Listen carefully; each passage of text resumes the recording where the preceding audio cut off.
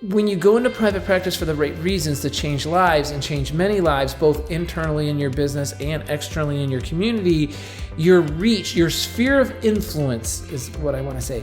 Your ability to have an effect on others that is positive in nature grows greatly. Everybody, so Brian Gallagher here, and what I'd like to do is shoot this video in my little gym / treatment clinic up here in North Georgia, where I just try to help friends and neighbors at this point in my career, to be honest with you. But I want to answer an important question for you. A lot of you are at the point in your professional career where you're asking yourself, should I go into private practice? Why should I go into private practice? What is the next step in my professional development? Maybe I've been out of school 3 years. Maybe I've been a clinical director for 5 years. Maybe I haven't. Maybe I've been working somewhere and I just feel like, I want to do it different. I want to practice differently. I want to have a different life. So I've helped thousands of people in private practice at this point, going all the way back to 2004, 2005, and then when I started Meg in 2006. And now Meg Academy, which is national, and I've been in every state in the United States except for 4, helping private practice owners succeed in private practice. And what I've learned is that you, like anything, if you go into it with the tenacity and the passion, and it's beyond passion and being tenacious though. It's like, the best word that comes to my mind, it's like your DNA. It has to be in your DNA to want to own your own business, whether it's a mobile PT business, a cash-based business, an traditional insurance-based model, bricks and mortar, mobile PT. Like I said, it really doesn't matter. It's this feeling inside your gut that you're blissfully discontent. You're blissfully happy about being a therapist and treating patients and making a difference in people's lives because that's why you went to PT school. That's why you invested $150,000 in 5 to 6 years of your life. Now, why are you going to invest another $35,000 to $100,000 to start your own practice and have your own thing? And the reason why most people answer that question and succeed at it, the ones that have the right answer and actually succeed at it, are because they want to be in control of their own destiny. That's the number one answer. Is I will still be practicing my craft as a clinician, but I want to determine how my policies and procedures operate, what my standard operating procedures are, what my company culture needs to be about. When do I want to do something pro bono? When I don't want to do something pro bono? What charity event I want to participate in? What flex hours I want to offer? How can I actually help people who come to work and work alongside me every day enhance themselves both personally and professionally? How can I actually reach out and show an empathetic, genuine, caring for patients that goes well beyond the idea of this is a billable insurance minute, right? Or this is a billable minute. Like, that is what makes the physical therapy private practice that you might embark upon extremely successful. Because here's the stat that I think you need to know. 60 to 65% of all new patients are what we call return business in every high quality physical therapy private practice, whether it's mobile, cash, hybrid model, doesn't matter. If you are running in the top 10% of the 35-ish thousand private practices nationwide, if you're in that top 10%, it's because 60 to 65% of those patients that are coming in to see you for the first time are return business. A patient that's been here before, a family member that's been here before, a friend, neighbor, or coworker of a patient that's been here before. That whole bucket of people are only in your 4 walls under your roof, getting treated by you because of the great deeds that are now well known to others because of what you did with somebody else. Because of the great extension of care that you gave to somebody, it resulted in them telling someone else to then trust them and come in. That word of mouth is an understatement. It's loyalty. It's brand loyalty. It's that connection that you've made as a practice owner to the patients. And your goal then becomes quickly, as you open up your practice, how can I get other clinicians to work alongside me that replicate that same effect?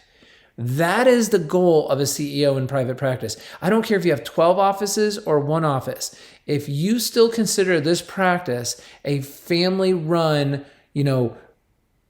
owner-owned, privately owned physical therapy private practice, regardless of the structure, mobile, hybrid, or insurance, it's because you're more interested in connecting to those in your community and helping more people live their life in optimum health.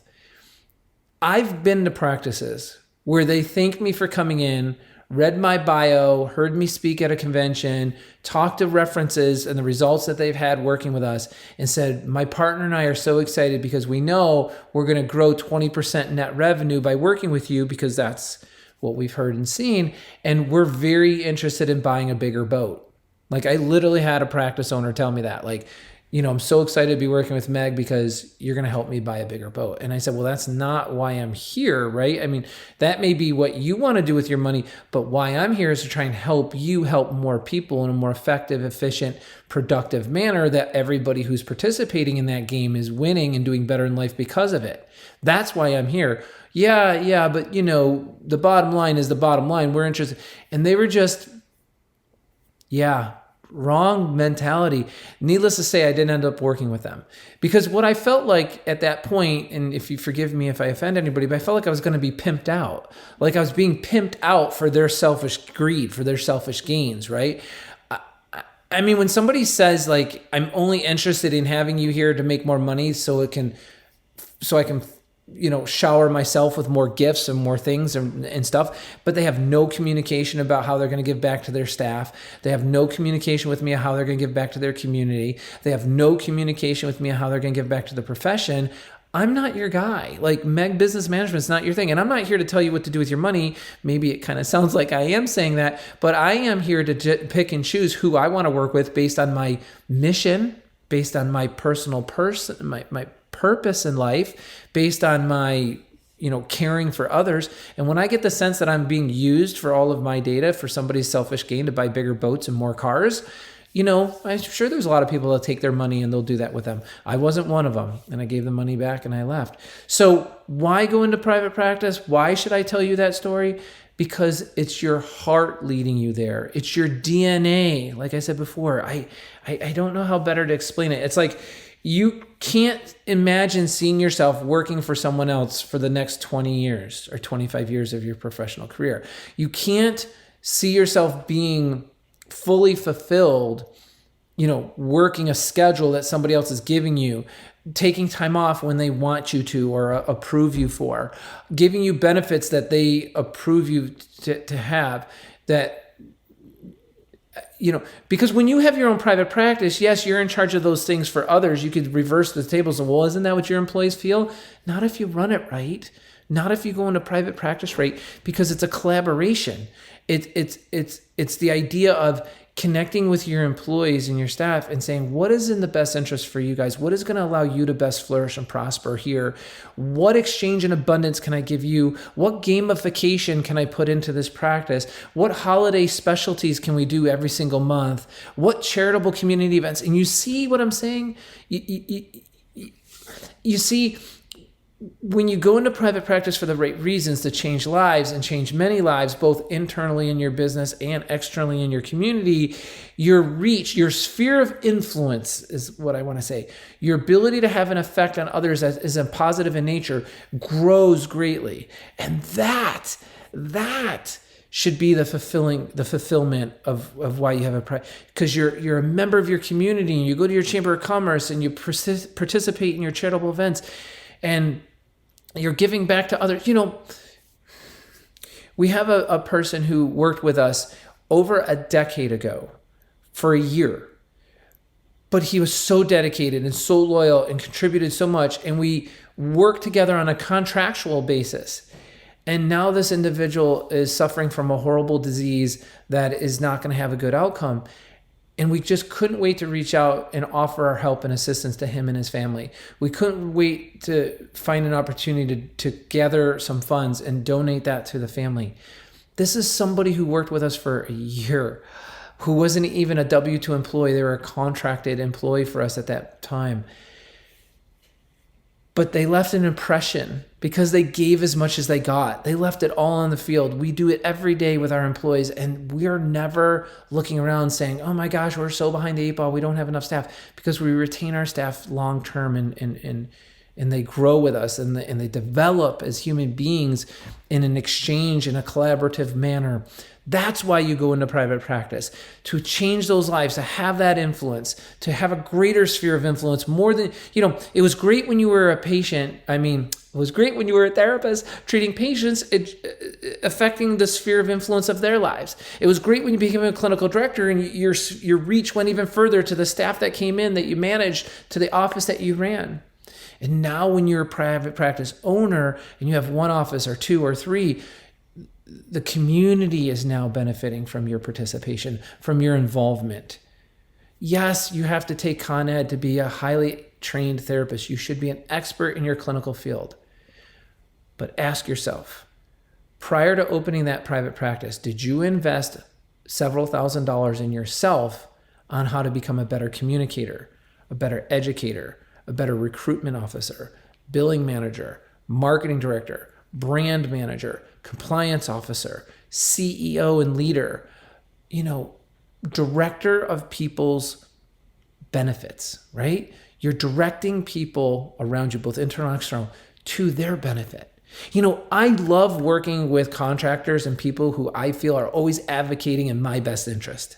Not just trying to serve what my needs are, but trying to go above and beyond to see that I'm fully satisfied, completely happy, and there's nothing more they could do for me. If that's you, if that's how you feel as a therapist, then open up your private practice. Teach others around you how to be just like that.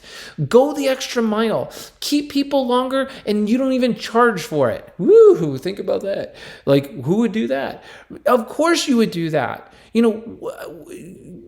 Participate at the local high school, participate in there's just so many things I could list. I think you get my message.